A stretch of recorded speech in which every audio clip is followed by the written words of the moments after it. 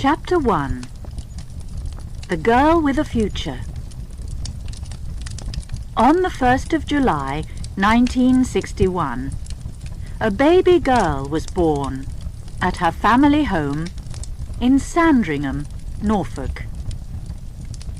Her parents, Francis and Johnny Spencer, couldn't decide what to call her at first.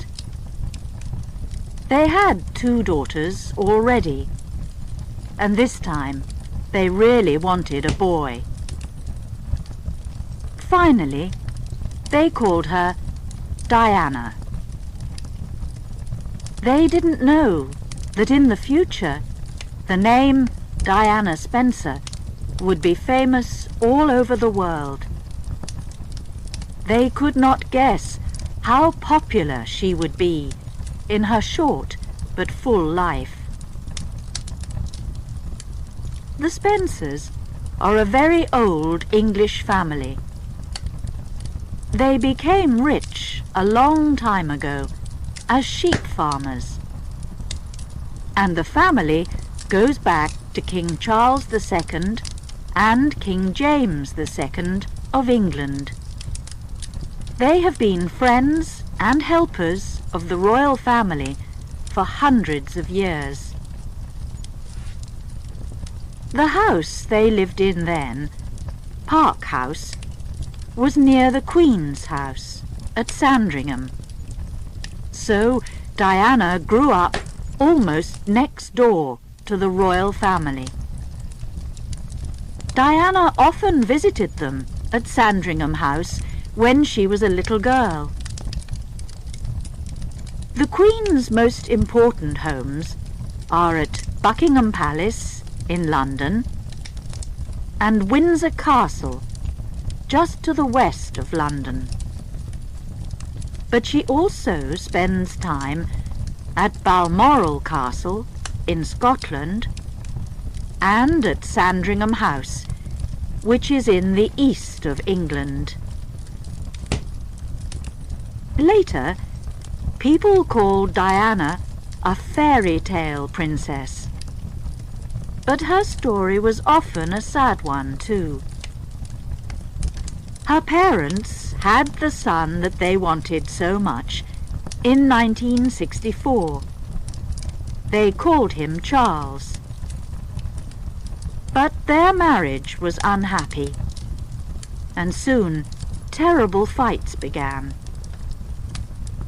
When Diana was only 6, her mother, Frances, ran away with another man, Peter Shand Kidd. For a long time, the children could only visit their mother at weekends.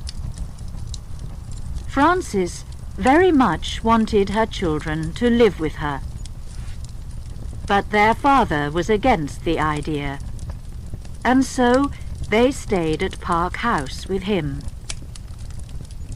Other women came to the house to look after the children, but they didn't usually stay long. The children made trouble for them. They threw their clothes out of the window or locked them in the toilet. The 2 smallest children, Charles and Diana, were really unhappy. Each night in bed, Charles cried for his mother, and Diana lay there alone, listening to him. She was too frightened of the dark house to get out of bed and go to him. But Diana and Charles were a loving brother and sister.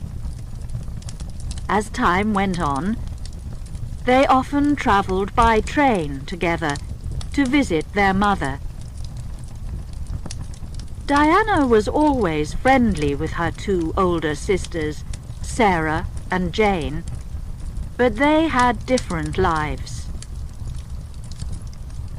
Johnny Spencer tried to do his best for the 4 children, and at Christmas they could choose all the presents that they wanted.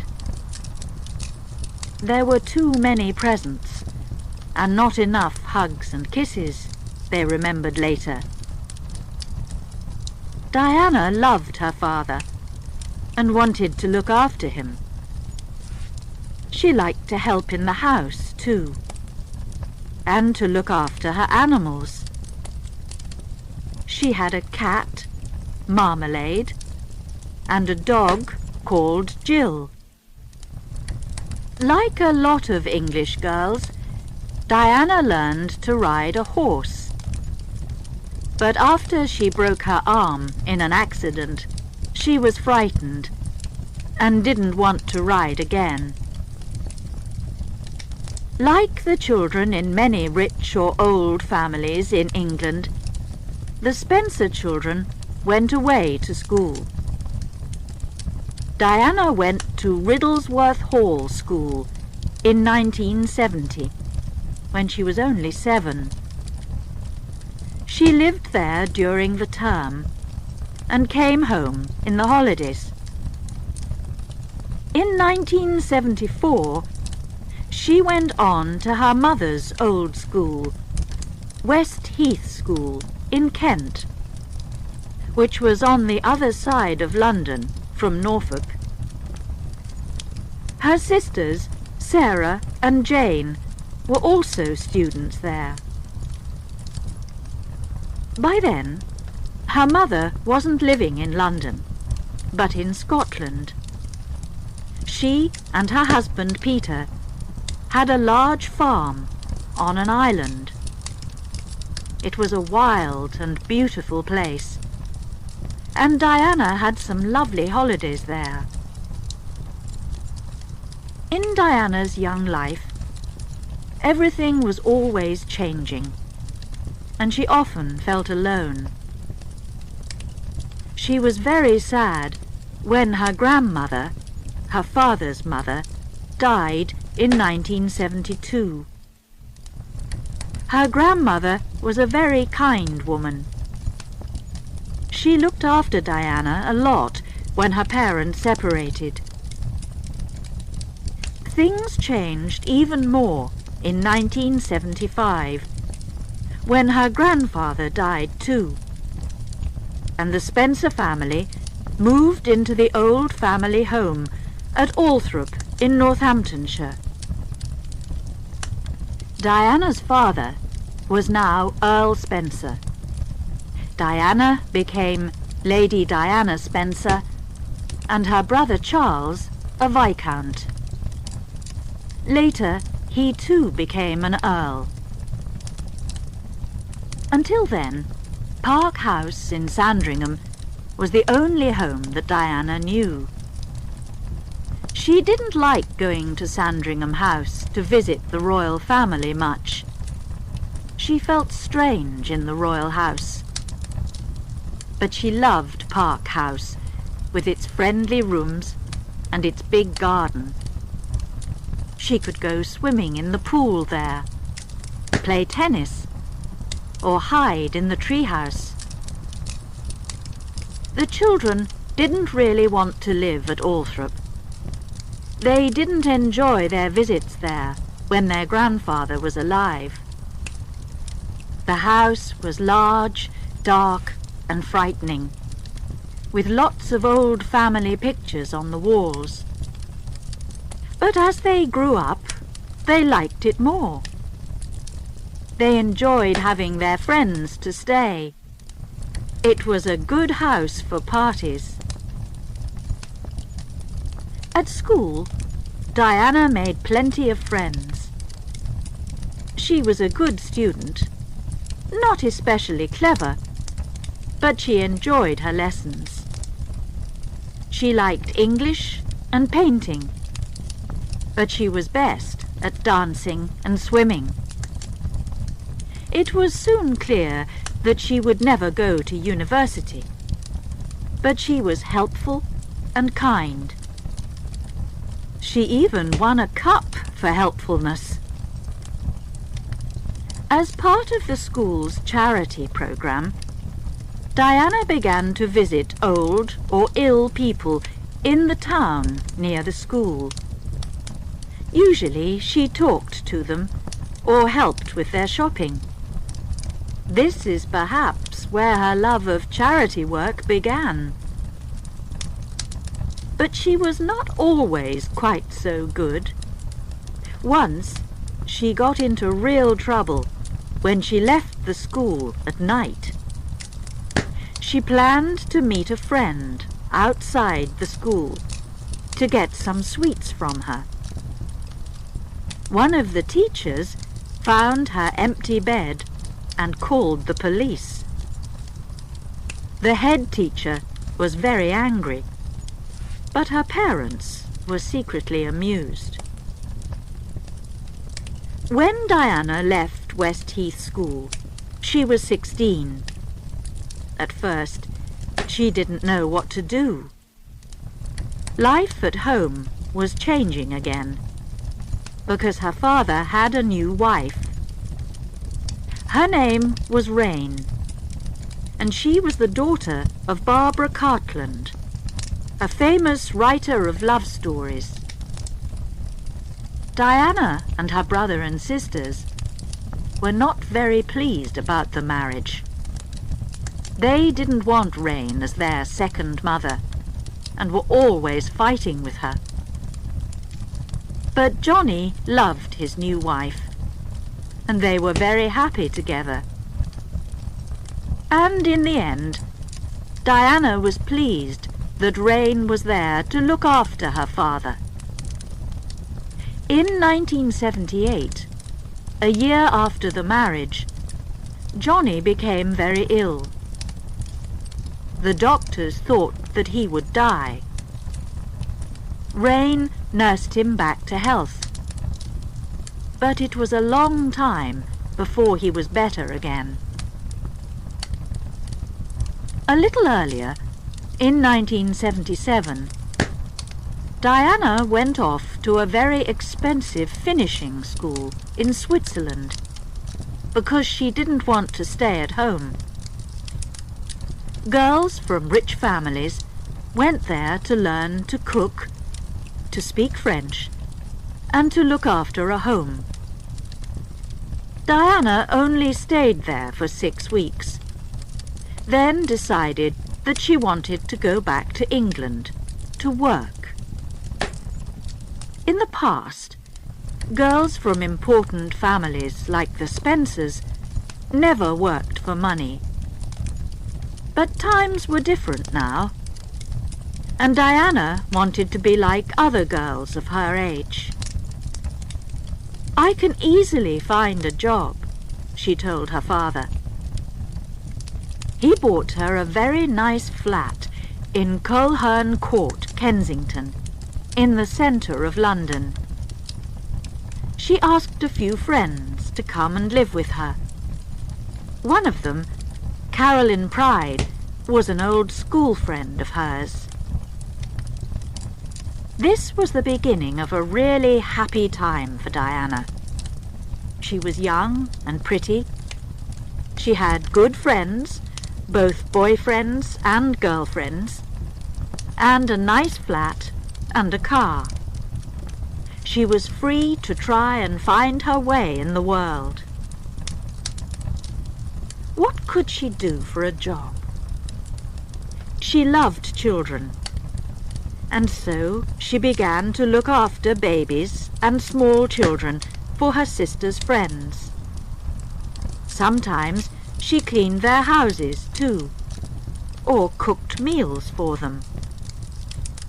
She studied cooking again in London. She was good at Russian soup. But she and the girls in the flat ate chocolate most of the time. Then she found a job at the Young England School for Little Children.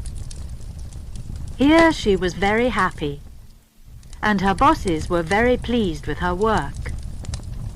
She was calm and kind with the children, and always gave them plenty of love and hugs. Soon there would be love in her life too. She would find her prince and fall in love. She would become the new Princess of Wales. She didn't know this, of course, but she did feel that she was getting ready for something special. Diana went to parties, and she had a lot of friends, but she was never serious about a man at that time. "I had to keep myself tidy," she said later, "for what was coming."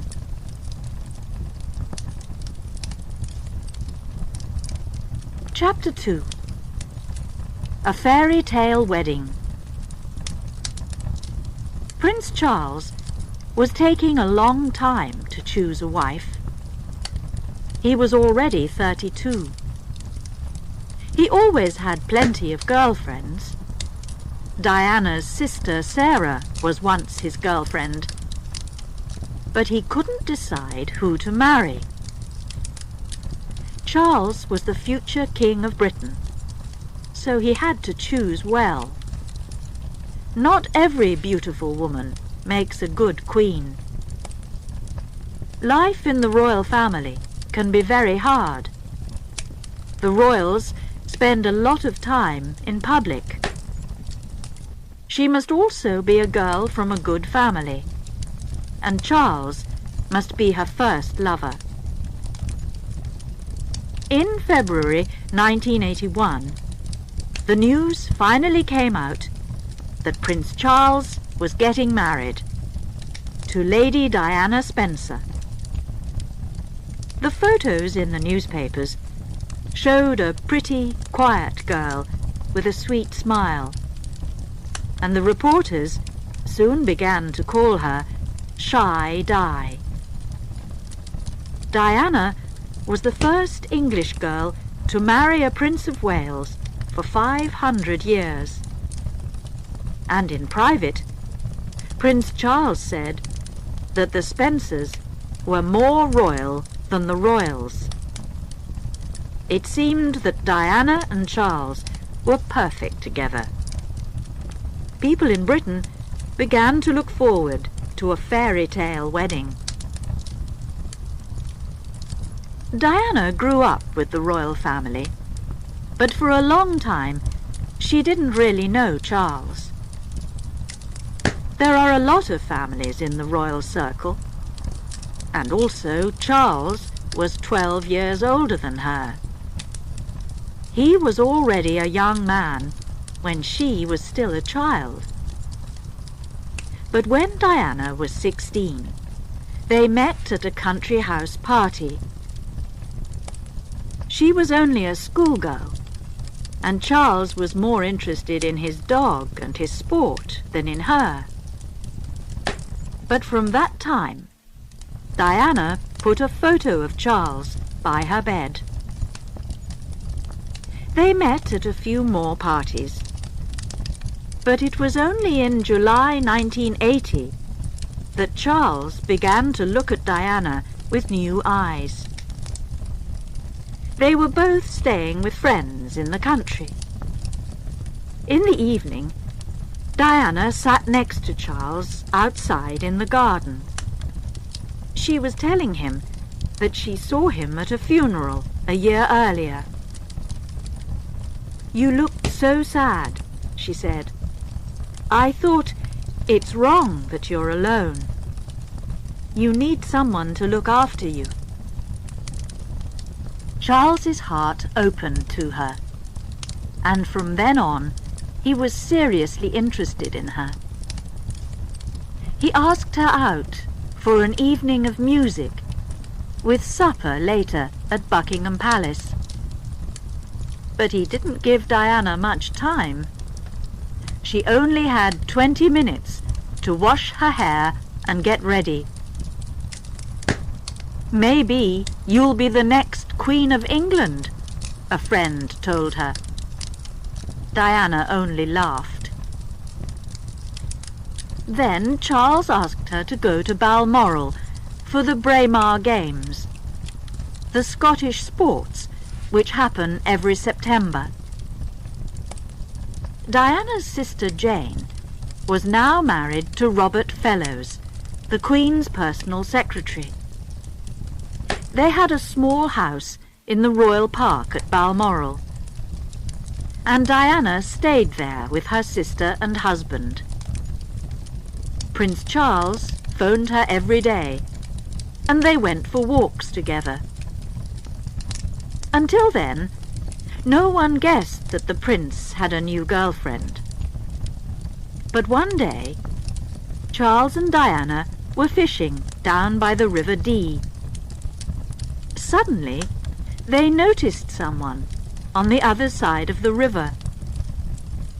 It was a reporter from a newspaper looking for royal news. Diana quickly ran to hide behind some trees and used a mirror from her handbag to watch him.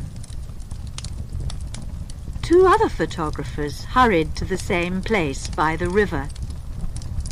They were all very excited, trying to see this new woman in Charles's life. Diana escaped from them that day, but soon the reporters knew her name, and it was in all the newspapers. Now her life began to change. The public wanted to know all about her, and paparazzi followed her everywhere. They followed her in her little red mini-metro car. They phoned her in the middle of the night and waited for her outside the Young England School. Even when she agreed to a photograph, they still made trouble. The light was shining behind her skirt and showed all of her long, beautiful legs. It was a very difficult time for a shy young girl, and the royal family didn't help her. Even Charles was not amused by the photograph. Diana began to understand that even famous and popular people can be very much alone. When Prince Charles finally asked her to marry him in February 1981, she agreed. She arrived back at her flat very happy that night. Her friends were waiting for her. They knew that it was something special. Diana said, "I've got news for you, but I must go to the toilet first." So they all knocked on the toilet door until she told them. "I'm going to marry Prince Charles," she called out, half laughing and half crying. He gave her a beautiful blue ring, and they were ready now for the photographs, the television recordings, and the public appearances. Several times they had to answer the question, "Are you in love?" "Of course," answered Diana. But Charles was not so sure. His answer always seemed to be, "Yes, but what does that mean?"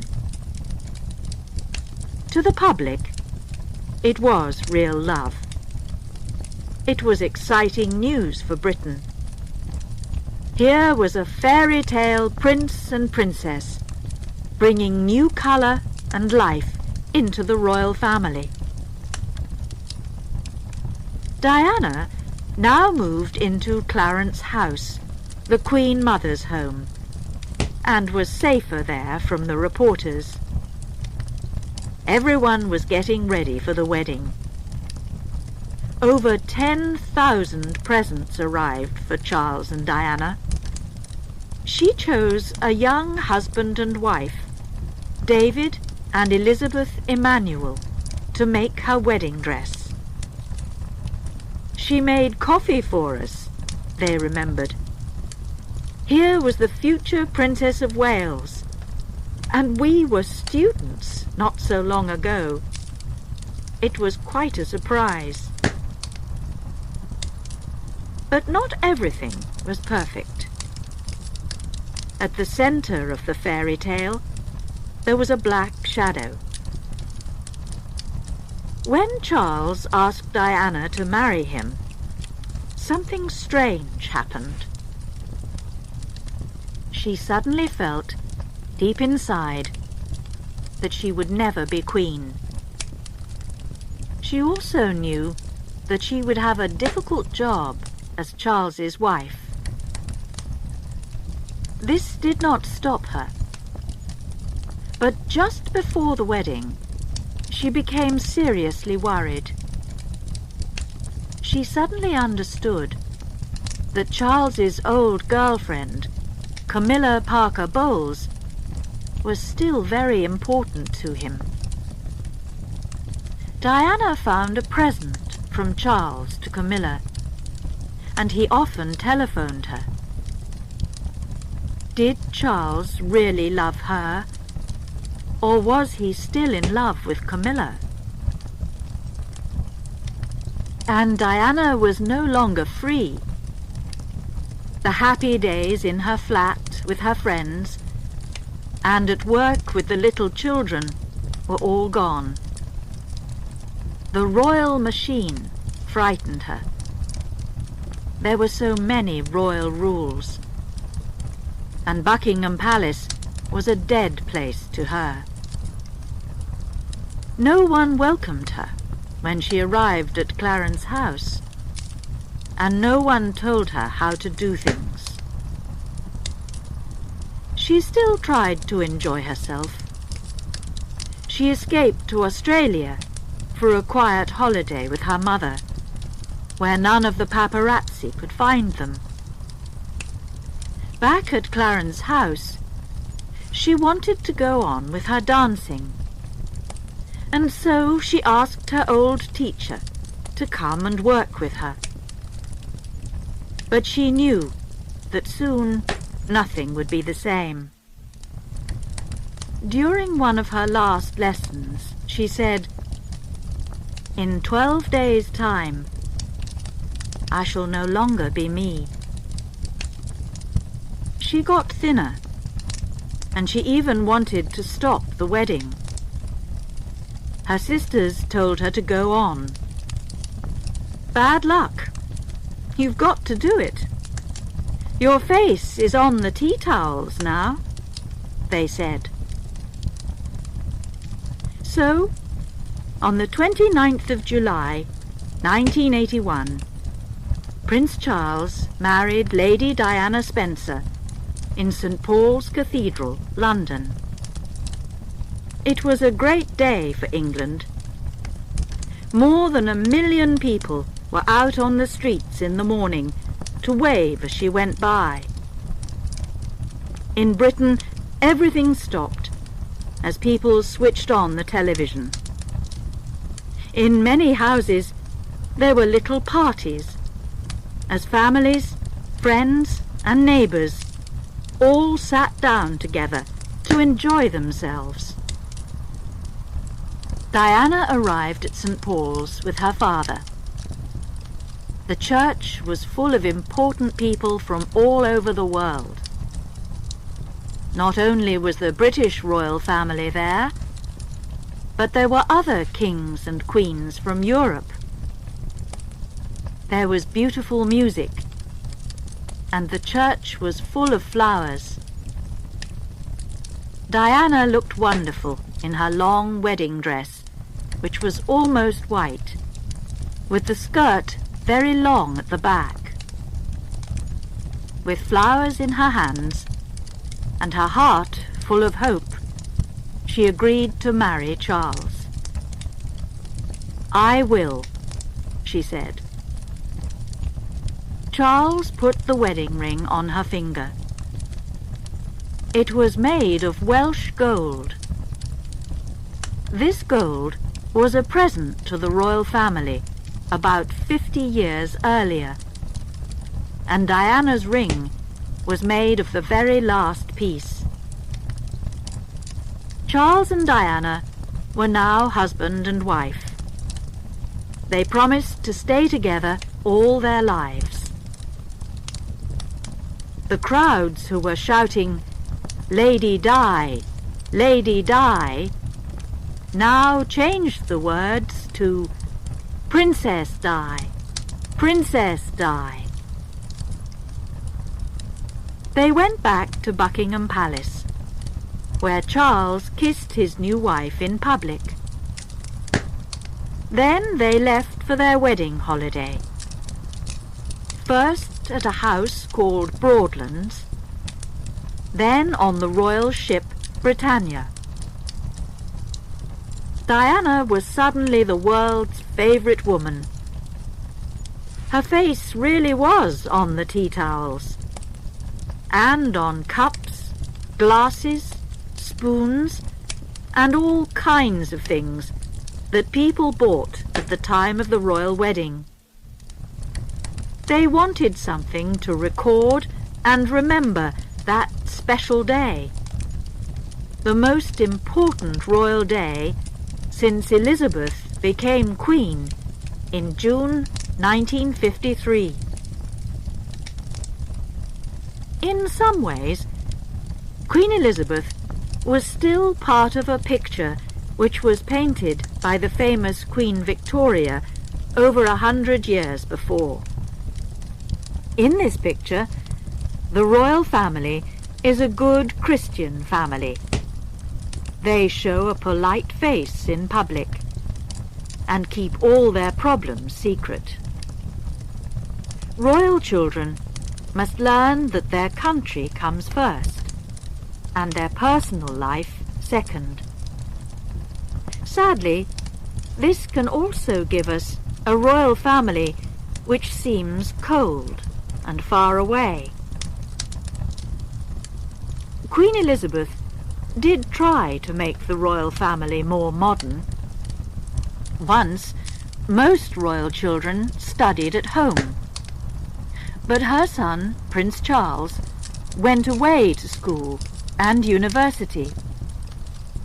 In the 1960s, television cameras recorded her home and her family life for the first time, so that people began to know the royal family a little bit better. But in the end, it was not enough for modern times. So could the fairy tale marriage possibly have a happy ending? Did Charles really love Diana when he married her? He probably tried to do his best at the time, but it was difficult for him too. In the past, kings and princes married to make the royal family stronger and to have children. Now, Charles had to find the right wife for the royal family and marry for love. Could Diana be the perfect royal wife when she was also a modern girl? In 1981, we didn't ask ourselves these questions. We all wanted to enjoy the fairy tale while we could.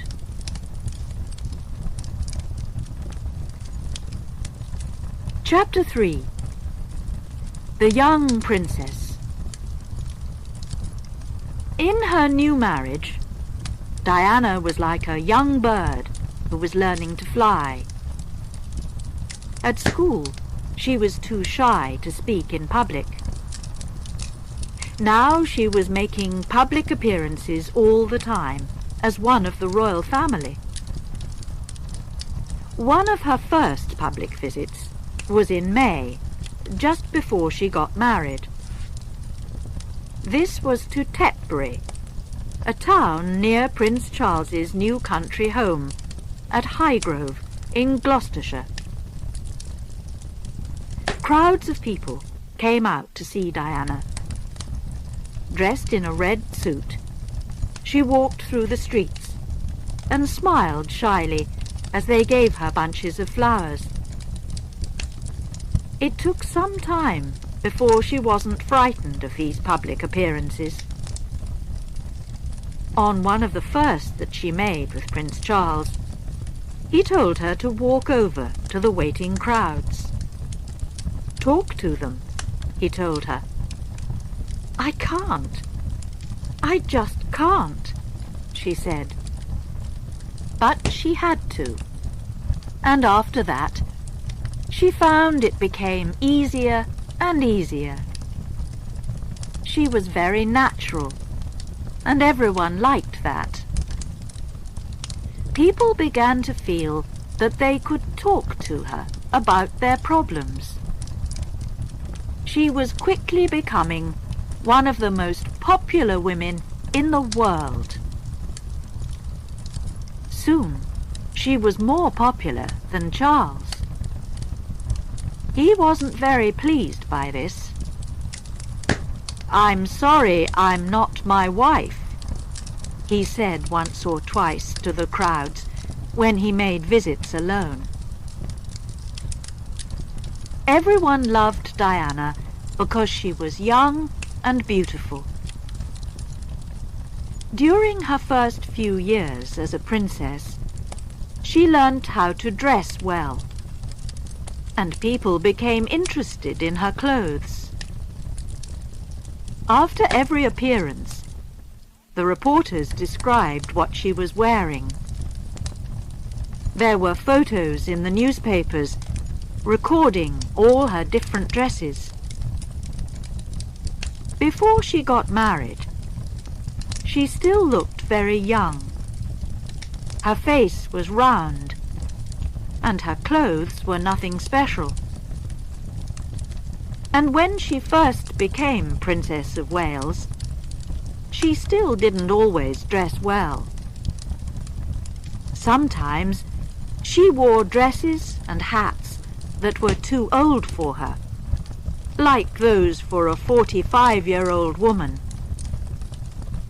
Then she became the well-dressed Diana that we remember today. She chose a lot of wonderful clothes: dinner dresses, dance dresses, trousers, and suits. She learnt to dress for all kinds of different appearances: for special visits, for sports, or for travel. For public appearances, she had to wear clothes that were comfortable as well as beautiful. She also had to remember how her enemy, the wind, could blow those clothes about. Diana began to buy from famous British clothes makers, which helped the clothes business in Britain. Some of her favourites were Bruce Oldfield, Sandra Rhodes, and Catherine Walker. Sometimes she chose bravely. A low-cut, short black dress, for example. But she could also look like the perfect English rose in a pink, well-cut suit or a long white dance dress. With her long legs, fair hair, and wonderful smile, she could look good in almost anything. Then Diana became a mother too. Before the baby was born, she felt sick a lot of the time. But she was healthy, and on the 21st of June, 1982, she went into St. Mary's Hospital, London, to have her baby. Charles stayed with her there, and the Queen's private doctor looked after her. At 9:03 p.m, the new prince was born. Crowds were waiting outside. "Nice one, Charlie," they shouted when they heard the news. "He's got fair hair," the proud father told them. At first, the new parents couldn't agree on names. Charles wanted to call the baby Arthur, but Diana preferred William. On the 3rd of August, in the music room at Buckingham Palace, they gave their son the names William, Arthur, Philip, Louis. Diana's first big public visit was to Australia, New Zealand and Canada, early in 1983. Usually, royal babies and small children stayed at home when their parents went to other countries. When Prince Charles was only a little boy, for example, his mother, Queen Elizabeth, went away for several months. And when they finally met again, she only shook his hand. Diana was a different kind of mother. She wanted to keep her children with her, and to give them plenty of love. She wasn't afraid to hug and kiss them in public. So Charles and Diana took baby William with them. Great crowds came out to see the Prince and Princess of Wales, and Diana quickly became popular in those countries too. She was always ready to do what people liked best. On her first visit to Wales, she spoke in Welsh. Then, in New Zealand, she met a Maori woman and touched noses to say hello in the local way. Soon, another baby was coming. And on the 15th of September, 1984, Prince Harry was born. When the family was in London, they lived in a large flat at Kensington Palace. It had 4 sitting rooms, a dining room, and 4 bedrooms. Diana chose all the colours and the furniture, and tried to make it a real family home. Here, she looked after her boys. She often played with them and helped them with their early lessons. But it was important that they met other children too.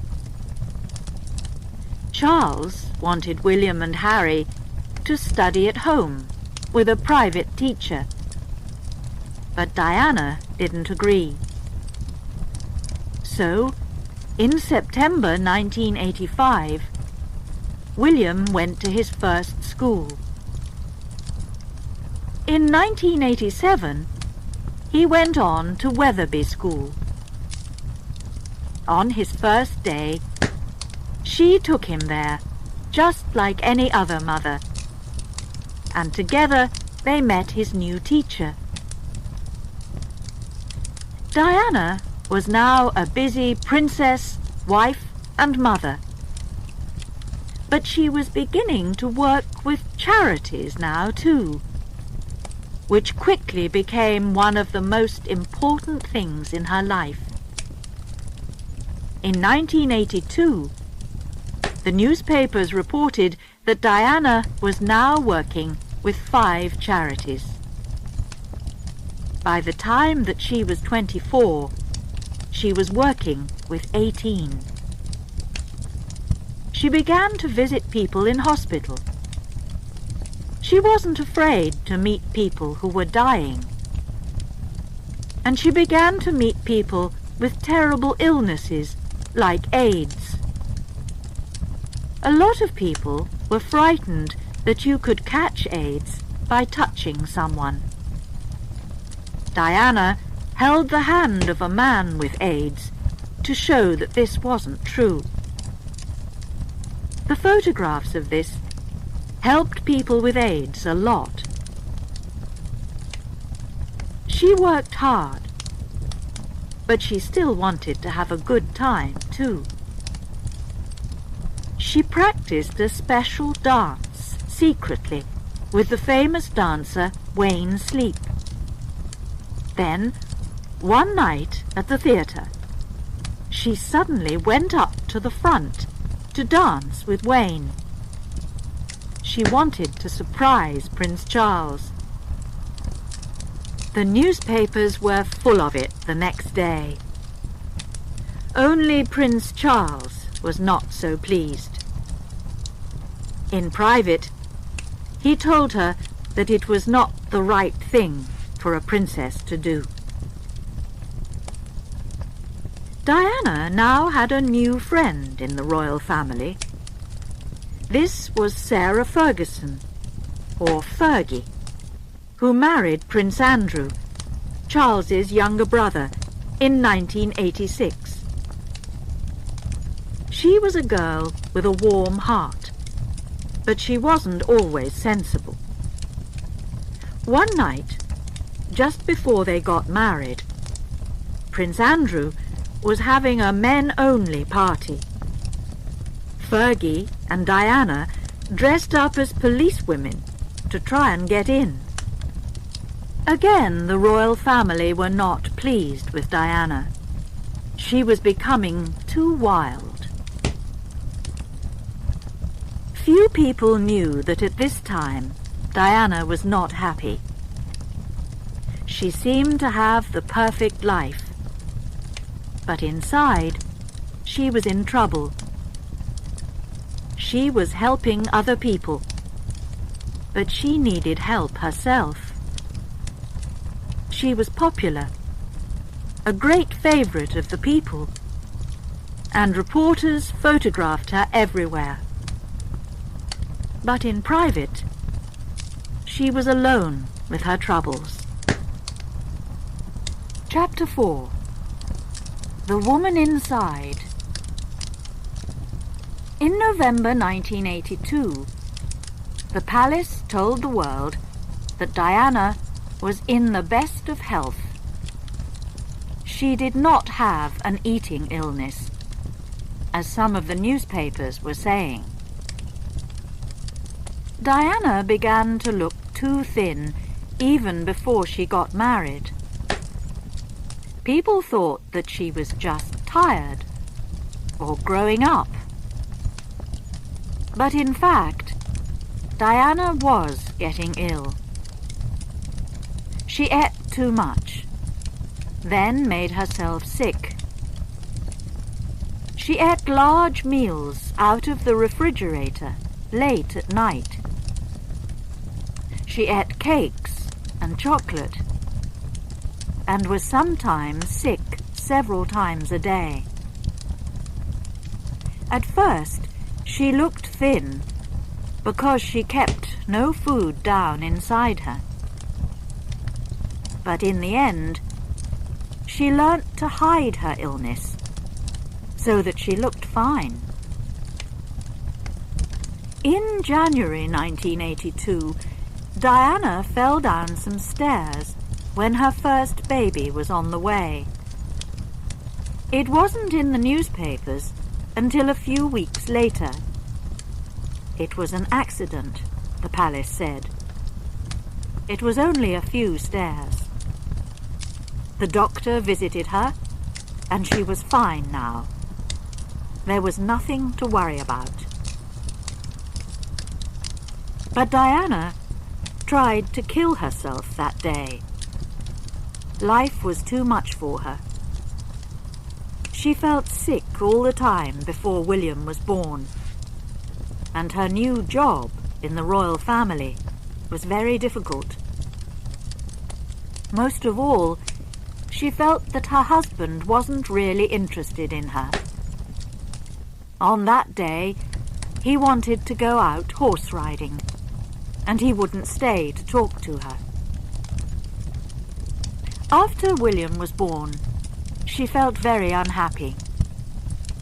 This happens to many women, of course, for a short time after they have babies. But Diana got worse, not better.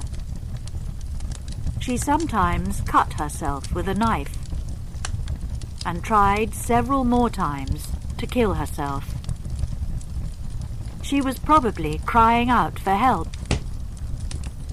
Outside, she was still the perfect Princess of Wales. But inside, she was hurting. Before Prince Harry was born, The hospital told Diana that the baby was a boy. She didn't tell Charles. He really wanted a girl. When he first saw their new son, he told her this.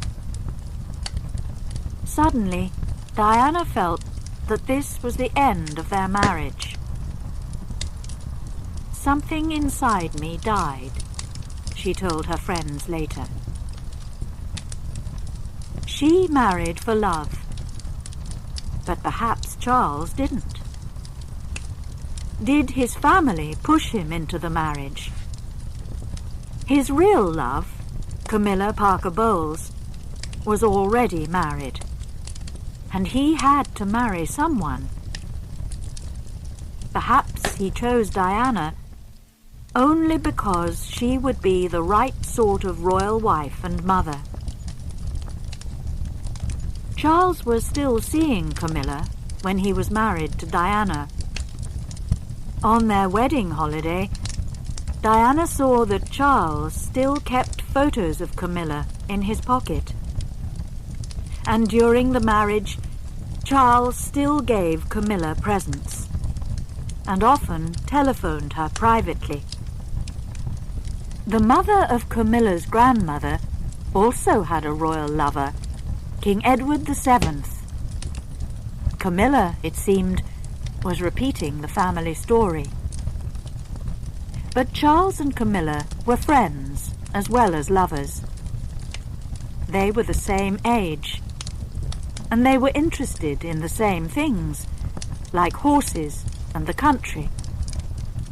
Many women did not find Charles an easy man, but Camilla seemed to understand him well. Earlier, a lot of his girlfriends got tired of him. He could be warm one day and cold the next. He spent time with them, then disappeared for a long time. Even Camilla stopped waiting for him when she was young. She married another man, Andrew Parker Bowles. Charles and Diana were different ages, and they liked different things. He wanted to read books on their wedding holiday. Diana wanted to enjoy the sun and the sea. He wanted to talk about serious ideas when she wanted to give everything to their new love. It was soon clear to them both that they thought and felt very differently. In public, they were still husband and wife, but in private, they were sleeping in separate bedrooms. People were beginning to see that all was not well. In Canada, in 1986, Diana fell down in public because she was so ill and unhappy. The same year, Prince Charles came home early from their holiday in Mallorca. Then, in 1987, he went up to Balmoral alone for a month. He told the reporters that he had a lot of work to do there. Diana was working hard for the royal family and the country, but she was still very unsure of herself. She was always waiting for Charles and the royal family to say, "Well done." They never did. But in 1988, life began to change for her. She found that she could be strong. A terrible accident happened when she and Charles were on holiday in Switzerland with a group of friends. Snow came down from the mountains and killed Hugh Lindsay, one of their best friends. Diana was in bed with a cold at the time. One of Charles's secretaries arrived back at the house with the terrible news. Diana decided what she needed to do. She put all Lindsay's clothes into his suitcase. She and Charles flew back to England with the body. Then Diana looked after Hugh Lindsay's wife, Sarah.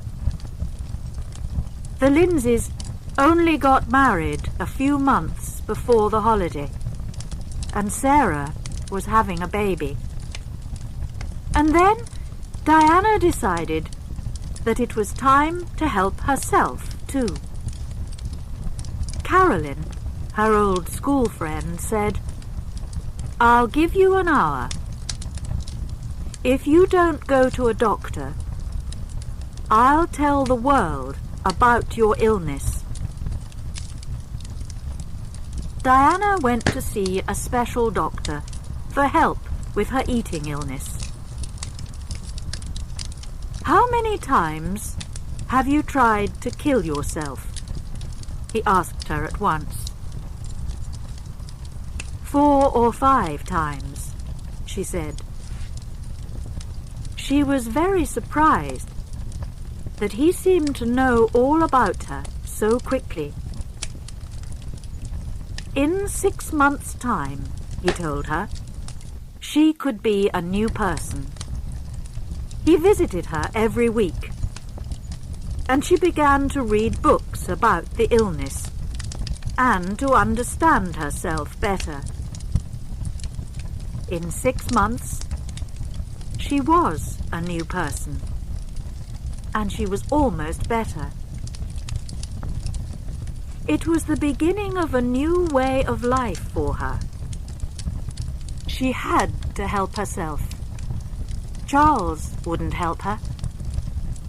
He didn't love her as she wanted, and he never would.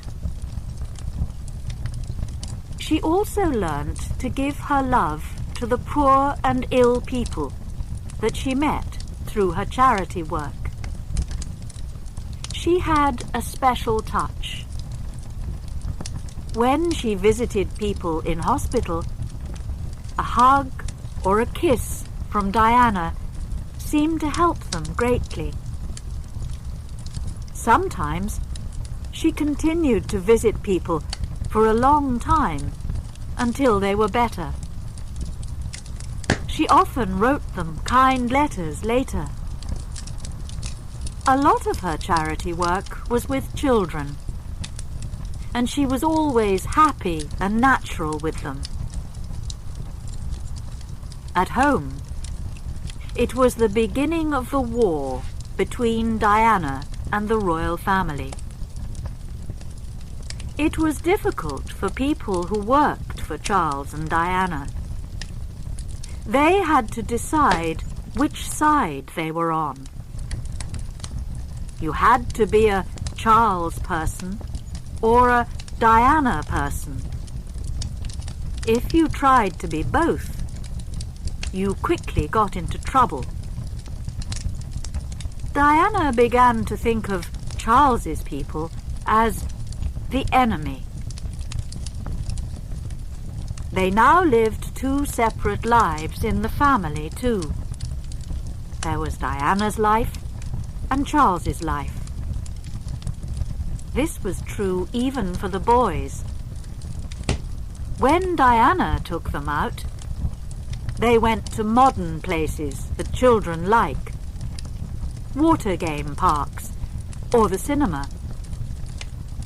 They usually wore ordinary clothes, like jeans and t-shirts. With Charles, they wore more grown-up clothes and did country things that he enjoyed, like fishing. The public began to think worse of Charles when Prince William had a serious accident at school in 1991. Diana stayed at the hospital with him all night, but Charles went off to the theatre. How could he do that? People asked. What sort of a father is he? Charles loved his sons too. but perhaps he didn't understand how to show it. He did try to do better after that, but many people were beginning to prefer Diana. But not everyone. She's ill, some people were saying. She needs to be in hospital. Or she's trying to hurt the royal family. They must stop her. Diana was beginning to make a new life for herself. It was difficult, and she was often unhappy, but it was the only way out.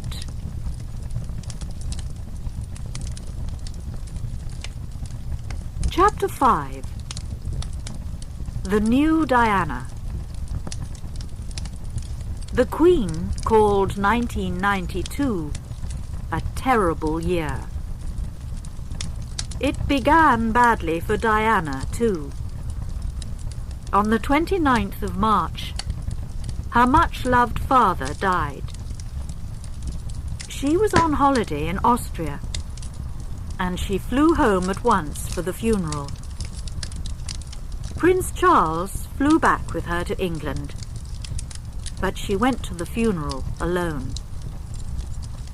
The newspapers, of course, were quick to notice this. It was a month for royal stories. The palace told the world that the marriage of Prince Andrew and Sarah Ferguson was over. Then a new book came out about Princess Diana. Diana, Her True Story, by Andrew Morton. The book talked about Diana's eating illness and about how unhappy she was with Prince Charles and the royal family. It also talked about Prince Charles and Camilla Parker Bowles. At first, everyone was very surprised.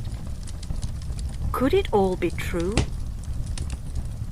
In the end, people realized that most of it was Diana's real story. But there was another surprise coming for her, and an unpleasant one. Diana was beginning secretly to look for a new love in her life. She had to be very careful, because she and Charles were still married. The world would not think well of a royal mother with other lovers. Then suddenly, recordings of secret phone calls between Diana and James Gilby came out. Gilby was an old friend of Diana's. But here they were talking as lovers. Someone recorded the conversations, the newspapers said, 2 years earlier. In them, Gilby uses a special name for Diana, Squidgy. He asks Diana to kiss him down the phone and says, "Oh, Squidgy, I love you, love you, love you." Another lover was James Hewitt, the man who taught Diana to ride again. She was still afraid of horses after her accident as a child. Will Carling, the sportsman, and his wife ended their marriage because of Diana. Then there was Oliver Hoare, who sold paintings. Someone began to make silent phone calls to his home. Perhaps it was Diana, unhappy because Oliver didn't want to talk to her. We will probably never know everything about her life at this time, but it's clear that she was seeing other men. Then, in 1993, recordings of phone conversations between Charles and Camilla appeared. and everyone now knew for sure that they were lovers.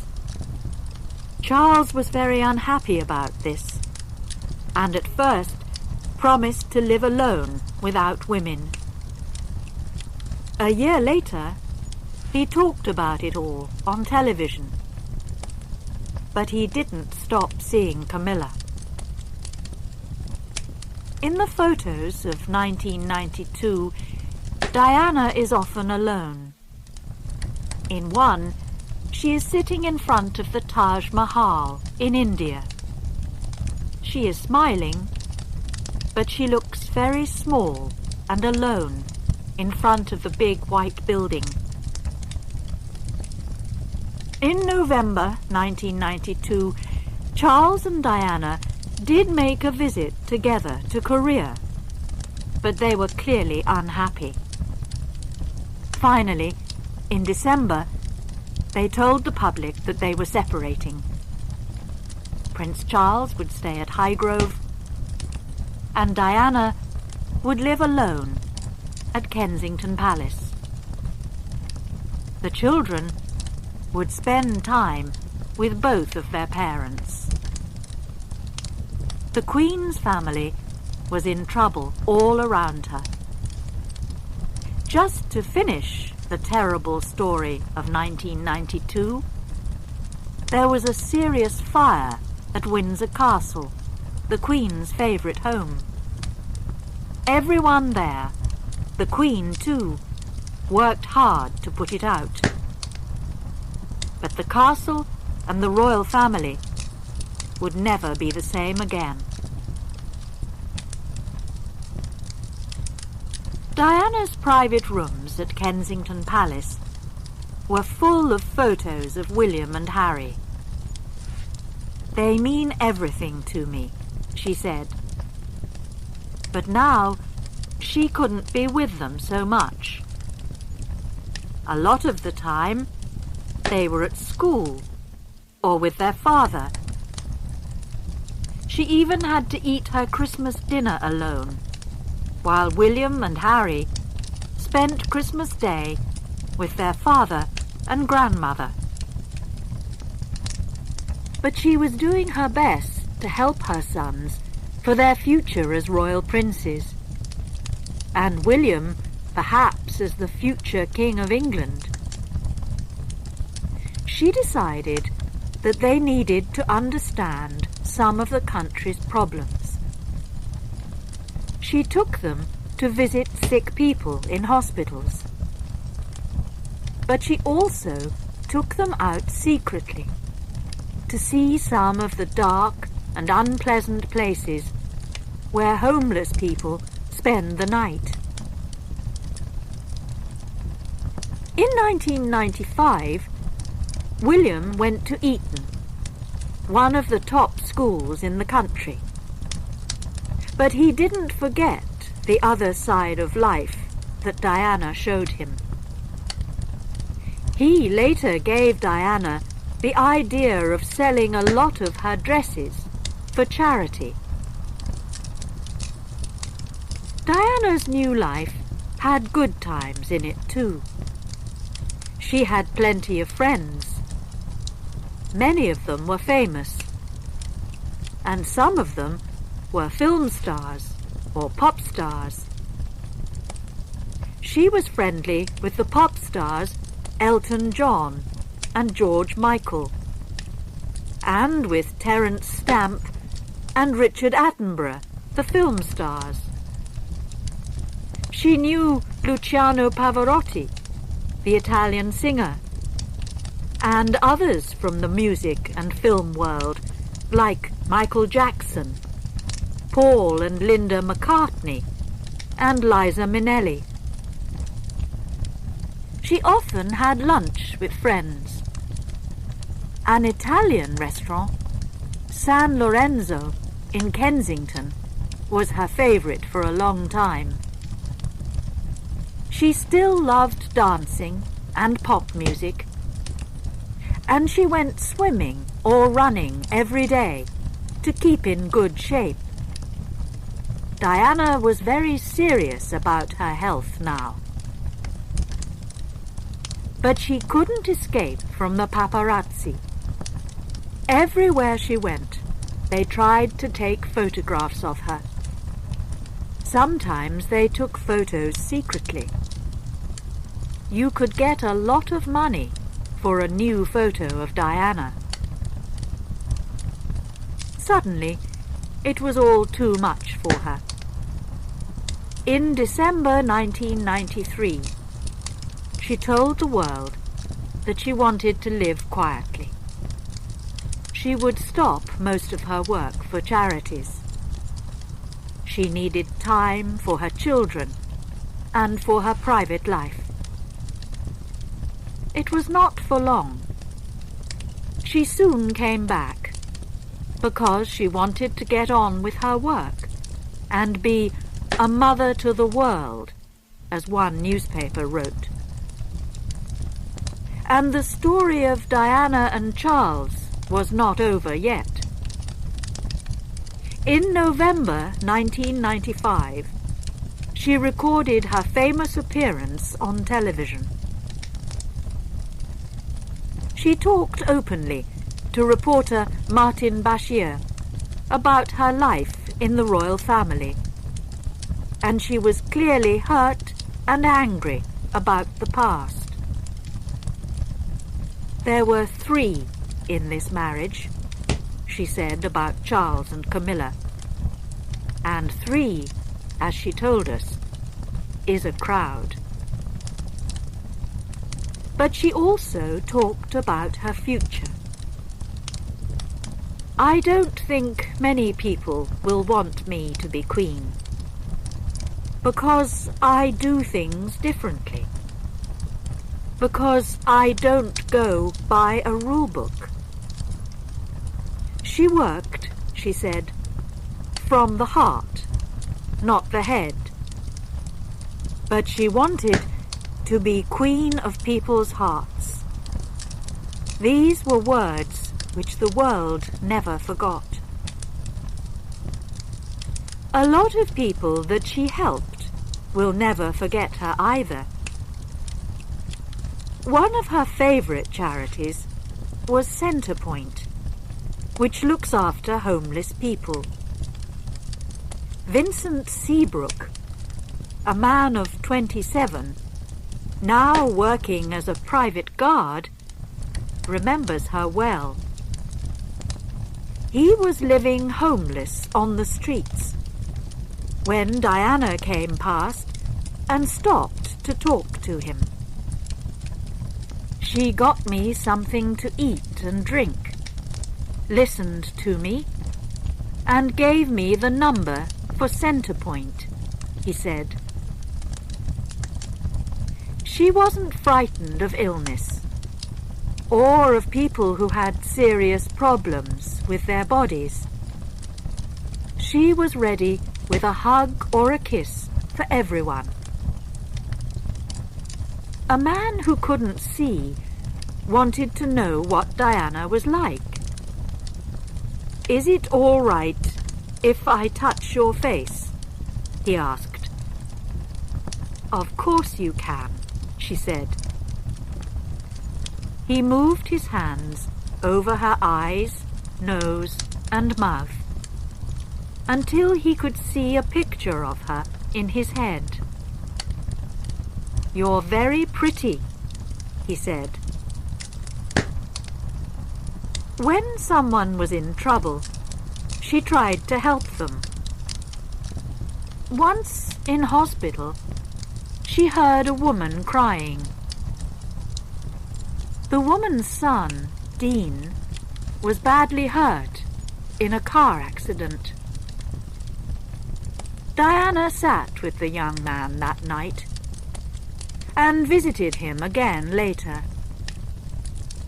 She even went to his house when he was better and met his children. "What shall we call you?" they all asked. "Just Diana," she said. She often visited children's hospitals, like Great Ormond Street Hospital for sick children. Victoria Hemphill a young girl with a serious heart problem, felt that the princess was her special friend and kept photos of Diana by her bed. Diana often talked to her about William and Harry, and the boys wrote to her. "Dearest Victoria, I wanted to send you lots of love while you were in hospital," began a letter from Prince Harry. Diana had time for her friends who were in trouble too. She helped a friend called Rosa when her baby died, and gave time to another friend, Cosima, when her marriage ended. She knew what it was like to feel hurt inside. She still traveled to other countries. In 1994, she visited Zimbabwe in Africa. Photos show that she helped to give out lunch to children in a special school. She visited hospitals in Pakistan.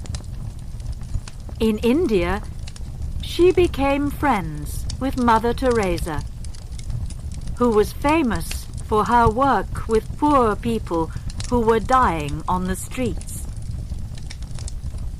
Diana once said, "I'm not frightened of dying, if I can die happy." Chapter 6. Her Last Days. After Diana's marriage finally ended in August 1996, she was a rich woman with over £17 million. But she wanted to go on working. She especially wanted to stop the use of landmines. She visited Angola and Bosnia, where there are still terrible problems with landmines after the wars there. She met people who lost legs or arms from these landmines. Not only men, but little children too. When she spoke out against the landmines, not everyone agreed with her. But Diana was still ready to speak from the heart. She had a good summer in 1997. She visited her brother, Charles, in South Africa. She spent her birthday there and enjoyed a holiday with Charles and his family without any of the usual trouble from the paparazzi. There was only one sad time in the middle of July, when she went to Italy for the funeral of her friend Gianni Versace, the famous clothes maker. Something very special was happening in Diana's life that summer too. She had a new boyfriend. This was Dodi Al-Fayed, a filmmaker who was 42. The Al-Fayeds are a Muslim family from Egypt, but they live in England. They are very rich. The famous London shop, Harrods, and the Ritz Hotel in Paris belong to Mohammed Al-Fayed, Dodi's father. The Al-Fayed family and the Spencer family were already friends. Diana first met Dodi about 10 years earlier, but they didn't become good friends until she went on holiday to France with the Al-Fayed family in July 1997. Harry and William went too. and they all had a wonderful time. It was the best holiday for years, Diana said later. And soon, Diana and Dodie became more than friends. They fell in love. They went away on holiday again at the end of that month, but they were alone together this time. They visited Corsica and Sardinia in the Al-Fayed's private boat. The paparazzi soon knew that they were lovers. And then, of course, they all wanted to get pictures and stories of Diana and Dodie. The man who took the first photos of their kisses sold the pictures for $1 million. On the 21st of August, Diana flew back to France again to start a third holiday with Dodie. By now, they were deeply in love. He gave her presents, and it's possible that they planned to get married. Dodie was married before, and had a lot of girlfriends after that. But he was very serious about Diana. This third holiday ended suddenly because of the paparazzi. When their boat arrived at Sardinia, the photographers ran after Dodie and Diana everywhere. They even found them at a hotel where they were staying secretly. That was enough. The lovers decided to leave at once for Paris. They arrived on Saturday, the 30th of August. Dodie had a small home in Paris, which they tried to use secretly. During the afternoon, Dodie went out to get a very expensive ring, which he was buying as a present for Diana. It was a ring that she would never wear. The paparazzi knew Diana and Dodie were now in Paris and were following them again. They planned to eat dinner at a restaurant in the city centre, but decided that it wasn't safe there. They went on to the Ritz, the hotel which belongs to Dodie's father. When they arrived at the Ritz, there were already about 40 paparazzi waiting for them. At last, just after midnight, they left the hotel by the back door to go back to Dodie's house. They were trying to escape and sent off another car from the front. But some of the paparazzi saw Diana and Dodie as they drove off in their special Mercedes car with their driver and bodyguard. "You won't catch me," said the driver, Henri Paul, as he drove faster and faster. So did the paparazzi, some in cars and several on very fast bikes. There were cameras and lights everywhere as they tried to photograph Diana's car. When the road came to the River Seine, it went underground. The car was now travelling very fast, perhaps at over 160 kilometers an hour. It hit a wall. The crash killed Dodie and the driver at once. The bodyguard, Trevor Rhys-Jones, was still alive. So was Diana, but she was very badly hurt. It took more than an hour before they could get her out of the crashed car. They took her to hospital, where doctors tried to save her life. But it was no good. She died at about 4 o'clock in the morning. Soon telephones were ringing in Britain as people heard the news and phoned to tell their friends and families. Some heard it on the television or radio at the end of a long night's work, and it seemed that it couldn't possibly be true. At Balmoral, Prince Charles woke his sons, William and Harry, to tell them the terrible news. That afternoon, Charles left Scotland by plane with Diana's 2 sisters, Sarah and Jane. They flew to Paris together to bring her body home. During the week, newspapers, television and radio were full of Diana's sad story.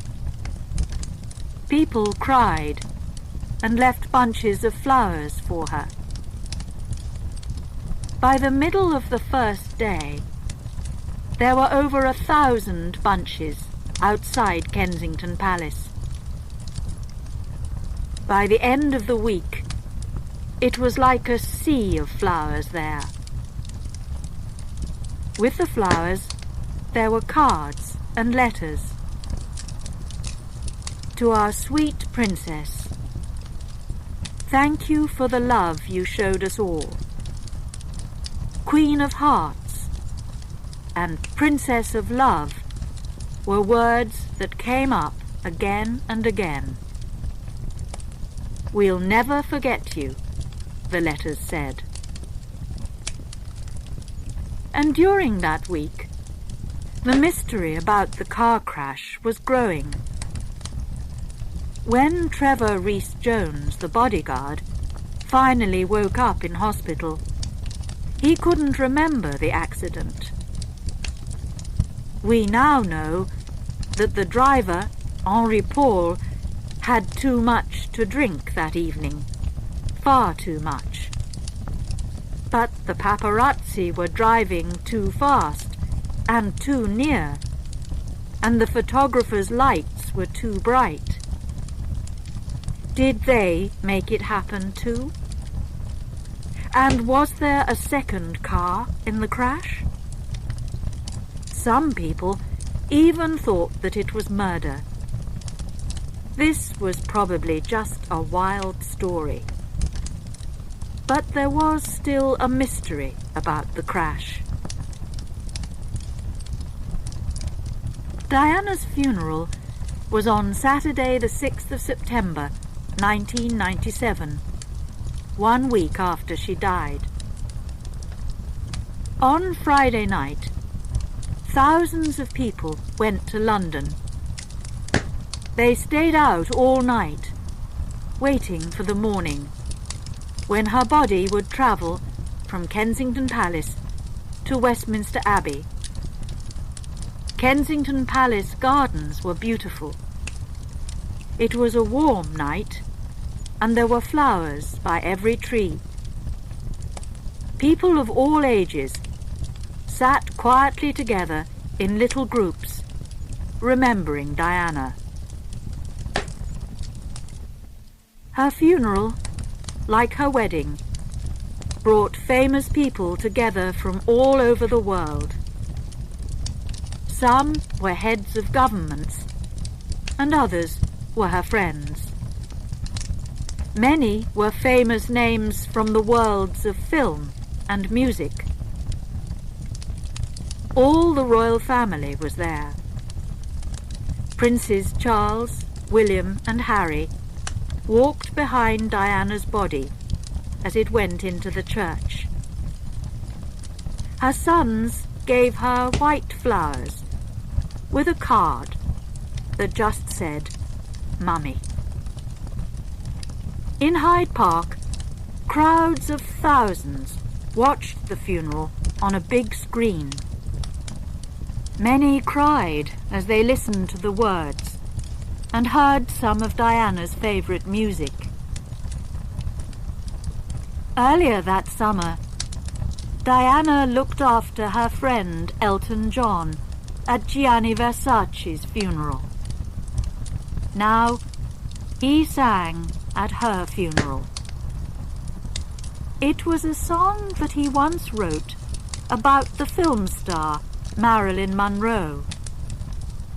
Marilyn and Diana were both 36 when they died. Elton changed the words for Diana. "Goodbye, England's rose," he sang. "She would always grow in our hearts." Then her brother Charles spoke about Diana.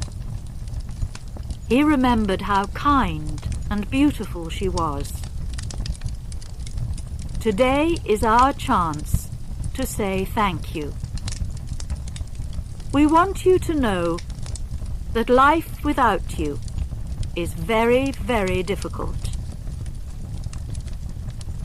He was very angry with the paparazzi who gave her such a hard time, and he promised to try and help her sons in their future life. The funeral car took Diana's body to the Spencer family home at Althorp in Northamptonshire. People threw flowers in front of the car as it went past. At first, her family planned to bring her to the local church at Althorp, but then they decided against this. Thousands of visitors could make life too difficult for the small village. So finally, they took Diana to a small island in a lake in the gardens of Althorp Park. Here her body lies in private, but once every year, visitors can come to see the place where she rests. Diana's life is over, but her story is not. The way that she lived and died will change many things. Her life showed a new road for the royal family to take. She showed them a way to be nearer to the British people and to help with real problems in the modern world. When she died, we all remembered that life can be very short. Every one of us has to do our best with the time that we have. "It's important to show love," said Diana. We need to remember this too.